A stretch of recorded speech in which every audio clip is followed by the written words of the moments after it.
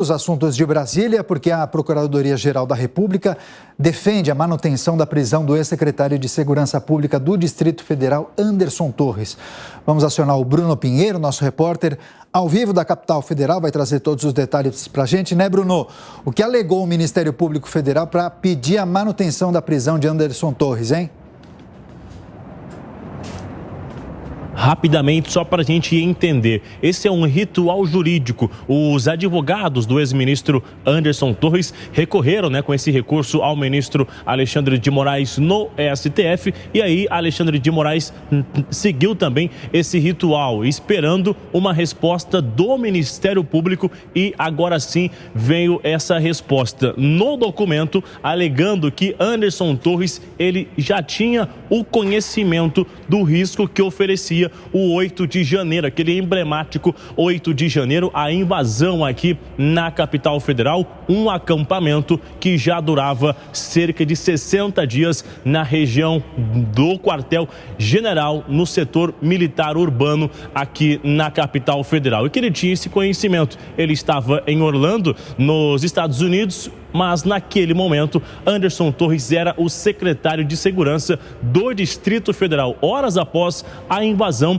ele acabou sendo exonerado e também Ibanez Rocha afastado de suas funções. Só para a gente entender o que diz esse documento, com duas imagens, e eu já vou explicar rapidamente sobre essas imagens. São imagens sobre aquele documento, a minuta, que segundo o documento tinha interesse de ir na contramão do resultado das eleições, e que Anderson Torres justificou que recebia vários documentos e que esse documento jamais seria utilizado. O que diz o documento então oficial do Ministério Público? Que essa minuta estava em um envelope do Ministério da Justiça, estava numa espécie de um armário, junto com várias imagens de Anderson Torres e artigos religiosos inclusive, ou seja, que era algo de muita importância naquele momento, que estava armazenado e que de fato não estava jogado ali na residência de Anderson Torres durante essa operação da Polícia Federal. Essa resposta, ela vem acompanhada de duas imagens, que é justamente onde essa minuta estava armazenada. Repito, em um envelope do Ministério da Justiça, que é do governo federal, e junto com outros artigos, imagens de Anderson Torres e artigos religiosos na mesma residência. Pois é, agora, Bruno, o ministro Alexandre de Moraes prorrogou o inquérito que investiga Anderson Torres e também o governador afastado Ibanez Rocha, ainda tratando dos ataques aos três poderes em Brasília, não foi? Esse é um outro ritual também. É também uma solicitação da Polícia Federal, que afirmou que existe ainda alguns itens que não foram observados, analisados. Exemplo, imagens do Palácio aqui do Distrito Federal, onde fica Ibanez Rocha. Do início do mês de janeiro até o dia 21, as imagens não foram analisadas, ou seja, então, diante disso, algumas apurações estão restando. Então, é importante analisar essas imagens, ouvir outros nomes. Essa investigação ainda está em andamento. Diante disso, houve uma solicitação ao ministro Alexandre de Moraes, que é o relator do inquérito que investiga Anderson Torres e Ibanez Rocha. Então, este inquérito vai durar mais 60 dias. Então, só para a gente entender, Ibanez afastado 90 dias, esse inquérito vai durar mais 60 dias. E não é somente este inquérito lá com o ministro Alexandre de Moraes que vai se estender. Aqui no Palácio do Planalto, uma investigação também sobre a guarda presidencial, o Exército estendeu mais 40 dias. Inicialmente eram somente 20 dias, agora com mais 40, chegando a 60 dias. São vários inquéritos que estão em andamento, investigações, e agora, de um outro lado, a gente aguarda ainda essa investigação, que é uma CPI no Congresso Nacional, com a mesma finalidade: investigar os atos daquele emblemático 8 de janeiro. Daniel. Pois é, Bruno Pinheiro, as principais informações de Brasília. Daqui a pouco ele volta trazendo os destaques da capital federal, porque agora nós seguimos com análise e com opinião para comentar os assuntos mais importantes do dia. Diogo Schelp e Cristiano Vilela, agradeço demais a participação dos dois. Queria justamente pedir a análise sobre esses dois assuntos trazidos pelo Bruno Pinheiro. Schelp, queria que você nos dissesse se você entende que o cerco aparentemente está se fechando contra Anderson Torres.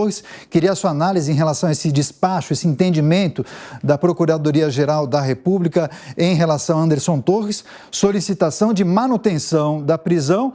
Disse que aparentemente, segundo a avaliação da PGR, Anderson Torres tinha ciência dos riscos das manifestações do dia 8 e ainda a posição da PGR vai na contramão do que disse Anderson Torres em relação àquela minuta. Segundo a PGR, aquele documento não estaria para ser descartado, estaria inclusive em uma pasta de documentos a serem analisados. Muito dura a manifestação da PGR nesse sentido. Bom dia, Daniel, Vilela, Adriana, bom dia a todos. Houve muito questionamento justamente em relação à prisão preventiva do Anderson Torres. Havia, inclusive, o questionamento, inclusive, da manutenção dessa prisão, porque ele não apresentaria risco à sociedade, não apresentaria risco, supostamente, ao próprio andamento das investigações e também não teria o risco de fuga, já que ele veio dos Estados Unidos, onde ele estava de livre e espontânea vontade, depois da determinação de prisão, e se apresentou à Polícia Federal. Mas a PGR apresentou alguns argumentos contrários àquilo que foi apresentado pela defesa de Anderson Torres, e um deles, em relação à questão das provas, foi justamente o fato de que Anderson Torres deixou nos Estados Unidos e alegou que perdeu ou esqueceu o celular dele, né? Era uma prova importante, algo que poderia ter sido periciado, ter sido incluído aí nos objetos de investigação e não aconteceu. Quer dizer, houve essa alegação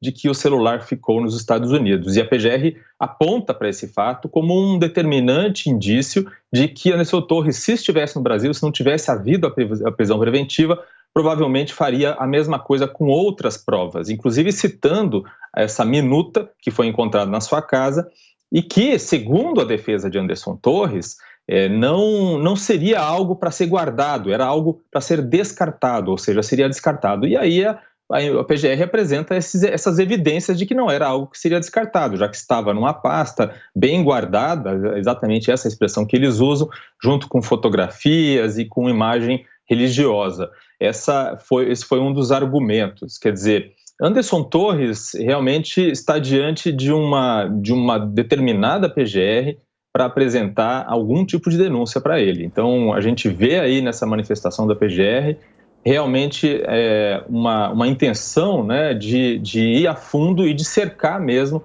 essa investigação. Aparentemente, eles querem demonstrar que tem fortes indícios contra Anderson Torres. Inclusive essa informação, essa afirmação de que se ele estivesse, né, no Distrito Federal no dia dos atos, a situação poderia ser diferente, e que ele tinha conhecimento de que os atos ocorreriam. Agora, Cristiano Vilela, em relação ao segundo assunto destacado pelo Bruno Pinheiro, a prorrogação da investigação de Anderson Torres e também do governador afastado Ibanez Rocha por mais 2 meses, 60 dias, despacho do ministro Alexandre de Moraes.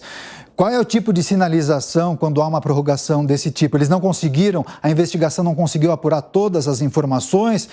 O que é possível analisar em relação a isso? Bom dia, Daniel, bom dia, Diogo, bom dia, Adriana, bom dia a todos que acompanham o Jornal da Manhã aqui na Jovem Pan. Olha, em se tratando de uma investigação tão grandiosa como essa, envolvendo aí milhares de pessoas, uma série de imagens que são obtidas, de análises de materiais, me parece bastante compreensível que ela não consiga se esgotar nesses menos de 2 meses e que ela precise mais 60 dias para que essa investigação continue. Então, nesse sentido, ao meu ver, agiu com acerto a Justiça em conceder esse período a mais. No que se relaciona ao pedido feito pela PGR de manutenção da prisão de Anderson Torres, me parece um verdadeiro absurdo. A PGR, nesse caso, ela está fazendo malabarismo para tentar justificar esse tipo de posição, esse tipo de pedido. E não há elemento nenhum que justifique nisso. Anderson Torres já está fora do cargo, não está apresentando possibilidade nenhuma de risco. Agora, esse tipo de justificativa de que ele fora do cargo poderia eventualmente produzir alguma lesão às provas que venham a ser coletadas é uma argumentação totalmente absurda. Não há justificativa para que Anderson Torres permaneça em prisão. Para isso, eu tenho certeza que o Supremo Tribunal Federal vai analisar o caso e, com toda certeza, vai colocar a soltura de Anderson Torres, naturalmente com obedecimento de alguma medida cautelar. Mas o que a legislação determina nesse caso é a efetiva soltura de Anderson Torres.